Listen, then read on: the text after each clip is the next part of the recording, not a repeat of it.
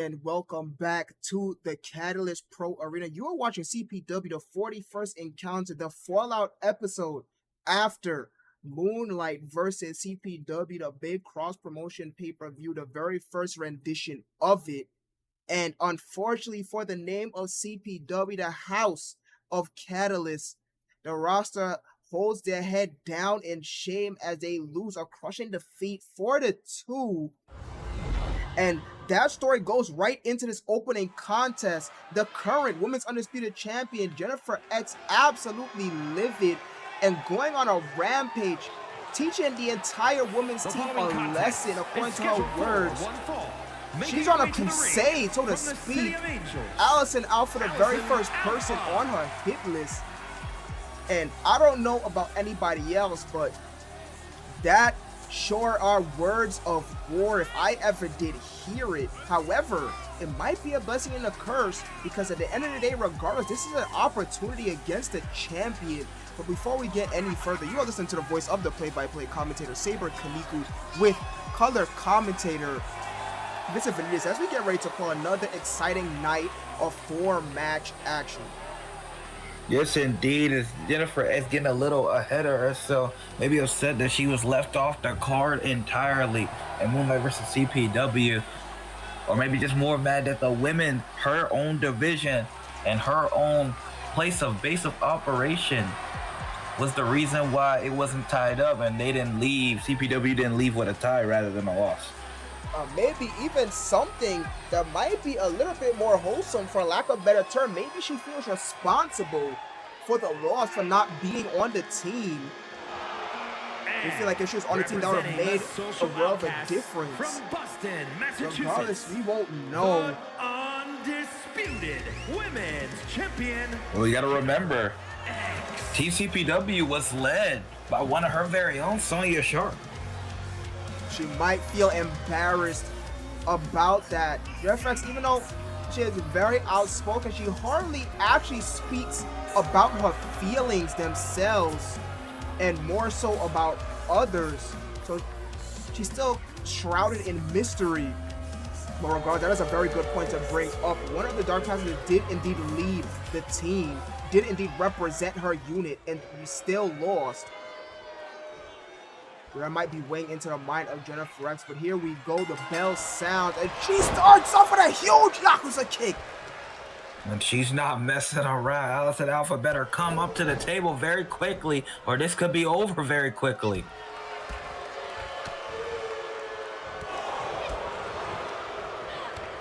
Allison, big chop.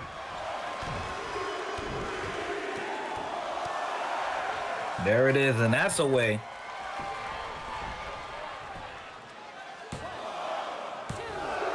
Going two, somehow.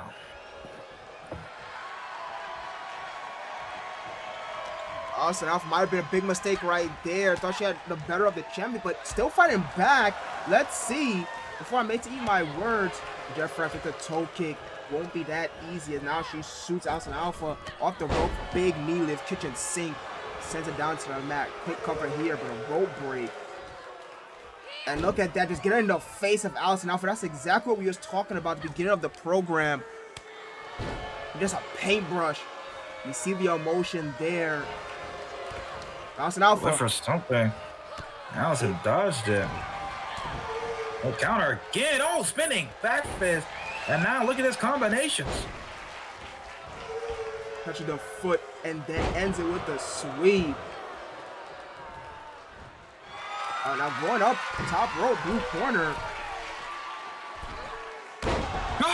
Double foot stop. Right in the center of the ring and no pinfall. She's not done inflicting damage.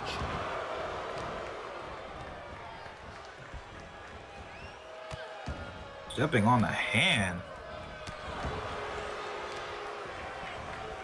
And a lot of stepping on the hand.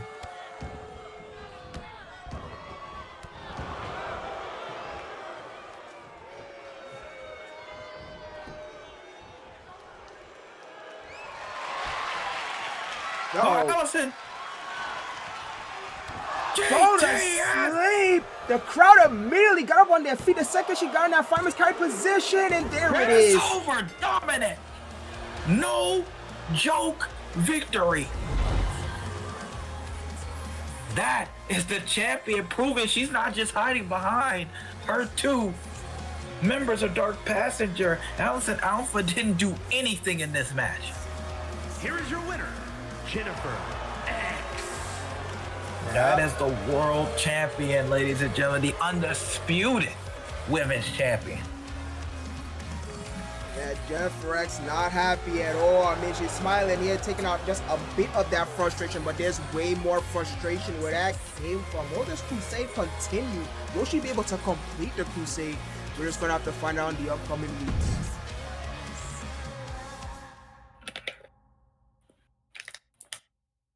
Well, ladies and gentlemen, yes, welcome to CPW episode 41, the Fallout episode of Moonlight versus CPW. But now we have two men who have been here before, I believe, or at least one of them, but first time going one-on-one. They're getting a chance to prove themselves now on the main roster, up from the dojo, two dojo graduates, Zero, taking on Aaron Fisher. Yes, both of these men debuted the very first episode after the rebuild on the 34th encounter. They was in that multi-man. We saw Don Darko win, but now they are going one-on-one against each other. This is the first one-on-one for both of them. The following contest is So scheduled one of them will for be one getting their fall. first victory here Making his way tonight. to the ring from Kobe, Japan, weighing in at 201 pounds, Zero and Aaron Fisher from the NGP Dojo. Just as my partner Vincent said,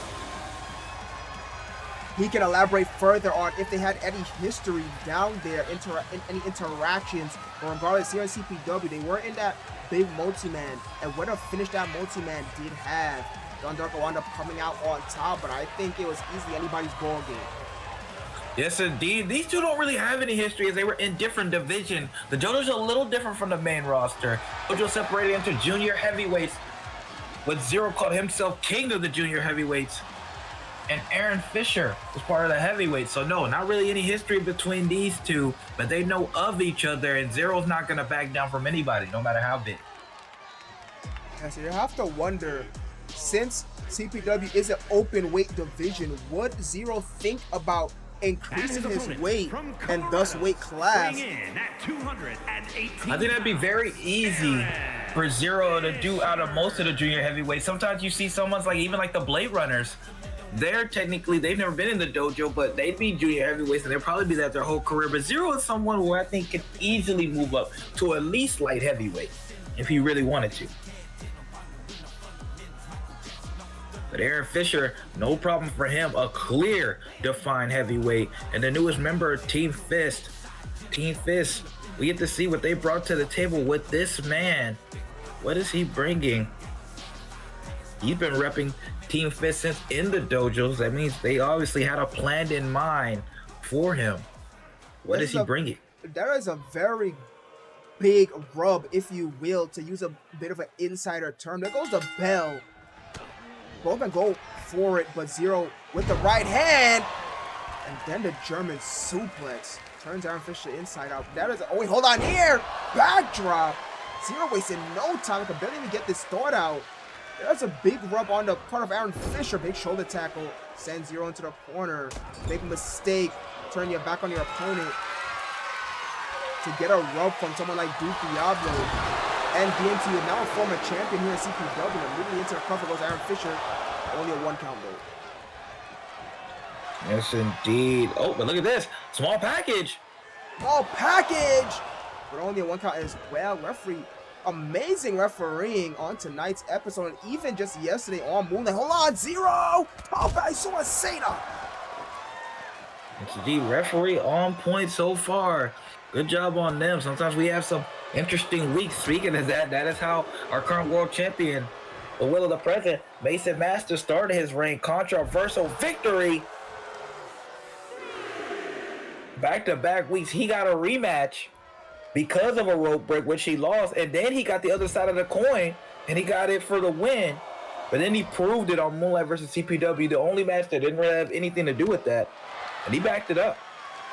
He absolutely backed up, pinning Duke Diablo in the process. One of the hardest men to pin. Not that many people have the feat of saying, I have pinned Duke Diablo. Bang! Splash! From the top to the floor from Aaron Fisher. Aaron Fisher laying it all out here tonight. And he's not normally a high flyer. That was just quite the maneuver there, showing off. Not want to be upstaged by Zero Bozeman, looking to make an impression, get up on the card, get more screen time. Big slide and lariat, but Aaron Fisher pops back up.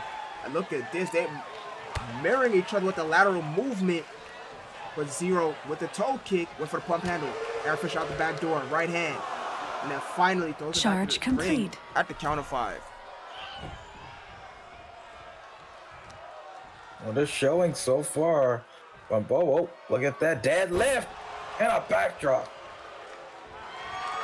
Amazing feat of strength on display by Aaron Fisher. Aaron Fisher back up top. Second splash. And now hooks a far leg. Zero kicks out at 2.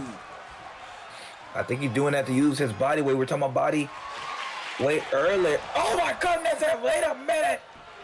Big shot to the head. Forearm smash. And gets it. Oh my goodness. Knockout blow for Aaron Fisher.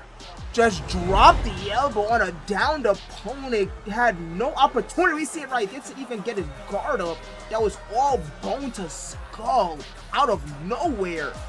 And that's what they think he could bring to the table. Something a little bit different from DMT and Duke. Duke, a power wrestler, DMT, you know, a crafty veteran. That's just straight knockout potential. Yeah, we saw it there happen so quickly. I didn't even think anything of it. But it got him the victory. A knockout elbow, pinpoint precision. But this is the power, at least a glimpse of the power that Aaron Fisher has, and he will be very dangerous.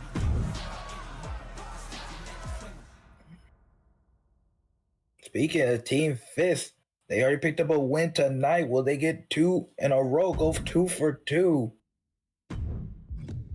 Duke Diablo, DMT take on the Headhunters, who've been gaining momentum here.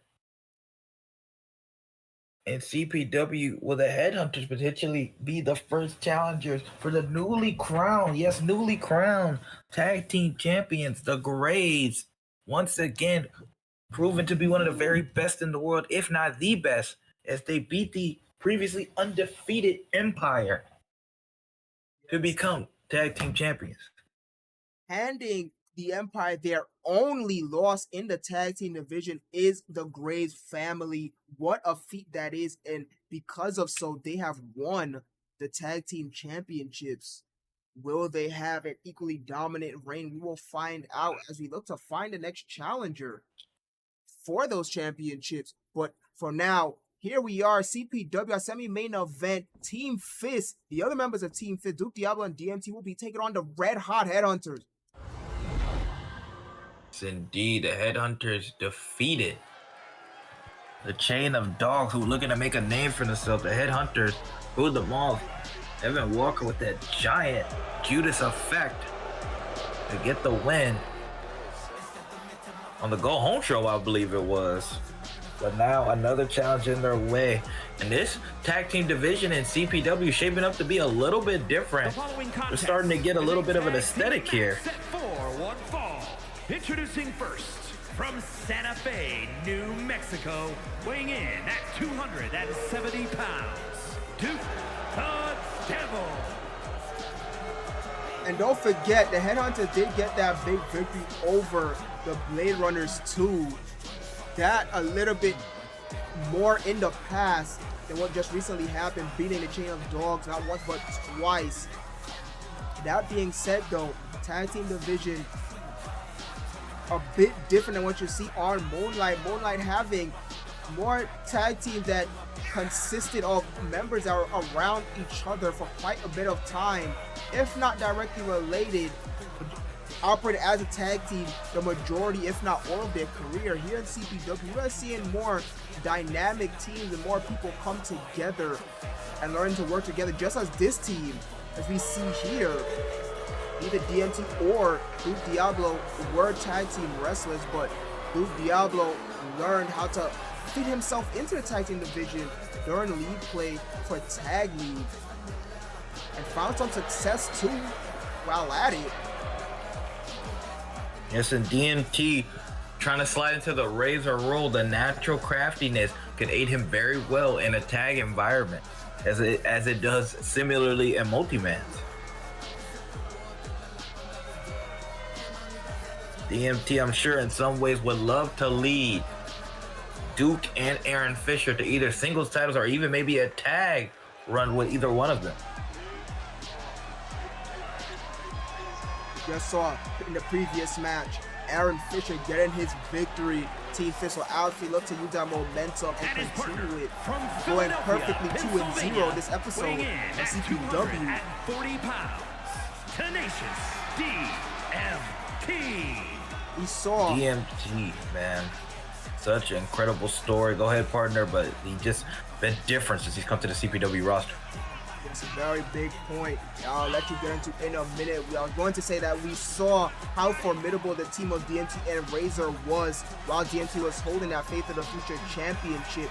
Perfect tag team symmetry and just frustrating their opponents, forcing them to make mistakes, forcing the draw. Almost reminds me a bit of classic M2K, but instead of forcing a double count out, just forcing the time limit draw and preventing the then champion from getting pinned. Will they be able to do the same thing here as DMT tags with Duke Diablo? And at a combined weight of 460 Indeed, but they have a big challenger in front of them. These two guys have really figured it out over the last couple of weeks. Lost Rex Red, but it's made them come together, and they are starting to win over the respect of the CPW crowd. There's no shenanigans here. It's just two tough son of a guns in the ring. Yeah, and I think losing Rex Red, I think the bond between the three and thus losing one of their brothers really made them become stronger. Rex Red, we know, no longer with the company. It's perfectly okay for us to talk about that here at CPW, as we are completely transparent with our fans. Rex Red no longer with the company, but there was no bad blood in his leaving. So it felt like there was a bit missing, a piece missing for the Headhunters. So then these two really upped the ante and filled in that piece themselves, as they are a duology now, a duo. The bell sounds. Lance Effort starting off for his team. Duke Diablo starting off for his. Will they ever become a trios again and add a third person? I have no idea, but for the time being, they're finding success as a duo. Not successful. Indeed, and right they now, though. coming against a Cheetah Dog, but yeah, Lance has had to deal with his fair share of really big guys. Even Lance is not a small guy, but even bigger than him. Oh, big punch by Evan Walker. But Lance, between Blake Elgin, who was huge, and now Duke Diablo, he's taking on some monsters. Oh, and look at this! Oh my goodness! Duke Diablo single-handedly taking down the Headhunters, but might have tied himself out as he gets Irish Whipped and goes completely over the top of it. Immaculate. Lance Everett, not a small man. And look at this! And definitely not a weak one either. That backdrop straight on the floor. Oh, but gets caught slipping, my goodness. I tried to fake out Duke Diablo. Duke Diablo is ready for reverse with the Boss Man Slam. Now just pummeling away. Very physical matchup already.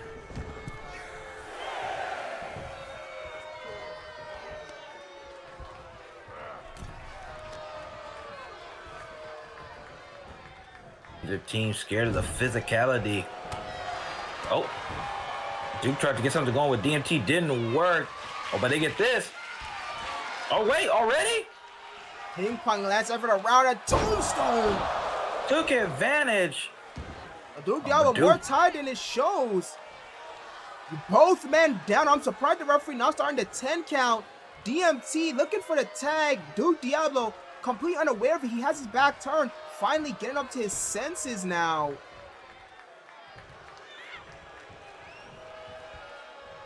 Duke Diablo go for him. Still looking a bit out of it. Indeed, could not take advantage of the tombstone. First time we see something like that. The fighting on the outside, the physicality, wearing on Bo. Now he's buying his time. This match will continue. Might be a mistake. Lance Everett has gotten back up on his own feet. And powerbomb straight to the mat. And now immediately into the pin. 2. Only a 2 count, center of the ring.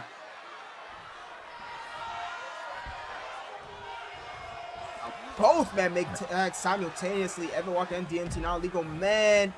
Evan Walker trying to pull out the brakes. DMT able to punch straight to see through that it. Coming. Oh, a 2. That big slam. A Duke might have been worse than we thought, and now that. Yeah, Evan Walker might have had a nasty landing on his back on that apron. You know, the apron, the hardest part of the ring. I don't know if he landed on the edge of it or not. Evan Walker seemed a bit more out of it. No, hold on. Maybe not. Clothesline out of nowhere. Turns him inside out. Finding an opportunity. And now some shots. And look at that, into a neck breaker. Huge neck breaker. He's not done. Right in front of Duke Diablo's face. He looks at him. Hangman DDT. Completely flattens DMT. Indeed. Doesn't look like he's finished. And he's not. On double underhook DDT finally goes to the pin. Duke Too close there. to Duke.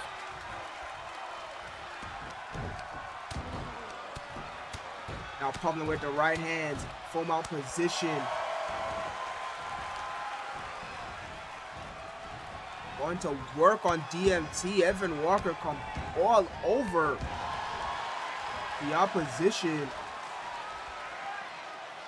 I might have punched himself out a little bit there. Taking time to get his breath and goes right back to the right hands.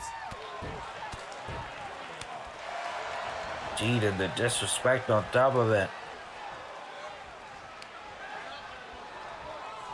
Now might be looking to drag him back to his corner, perhaps. Yes, finds it. Tag is made. Big shot. The midsection from Everett. Keeping it simple. And now another tag, working well together as they always have. And back to the physicality.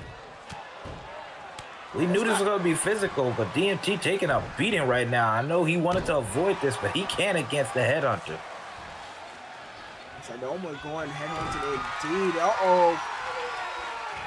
Second one. Up on the DDT. But Duke Diablo once again there to break it up, seeing enough. Look at that. DMT had to roll to the outside this time. He's taking a beating.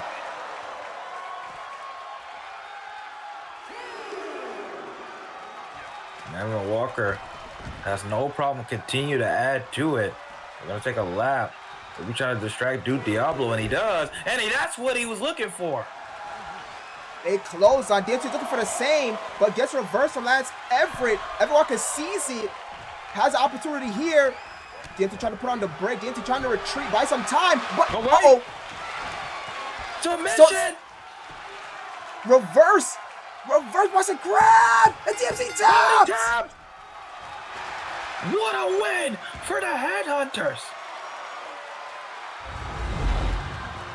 Another victory for the Headhunters. We saw it there. Duke Diablo had a big opportunity to end the match there. Too tired from the physicality. And then the masterclass tag team offense from the Headhunters. Able to put the match away. Evan Walker able to bait Duke. Took him out with a big boot to the face. And then an inverted or modified Boston Crab ends the match. Beautiful strategy from the Headhunters, who continue their streak.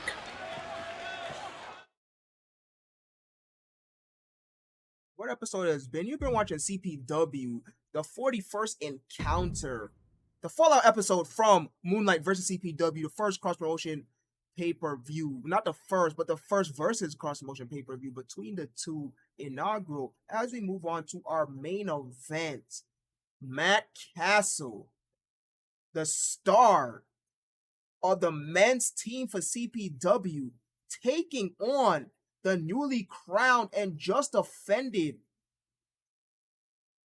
will of the present champion, Mason Masters. What an opportunity this is. Matt Castle has been dying for this opportunity since day one here in CPW, now finally getting it.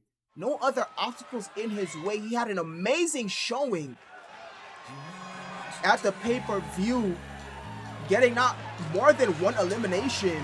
The following is scheduled for one. Indeed, could this be his run? He's already overcome two of the biggest obstacles in his path the last couple of weeks. Finally beating King Colin Sexton. And then leading the men's team for CPW to victory. Is this the run that Matt Castle's been looking for his entire time in CPW? And he has the time to capitalize and cap it off against the current world champion, who the higher ups still seem to doubt. Yes, has Matt Castle finally reached his potential? Has he finally reached the stage, the level at which he was always told that he can do, which he felt he was always capable of? We've seen him in quite a bit of monumental matches, especially to start off here in CPW and that feud against Simeon Nurse way back when.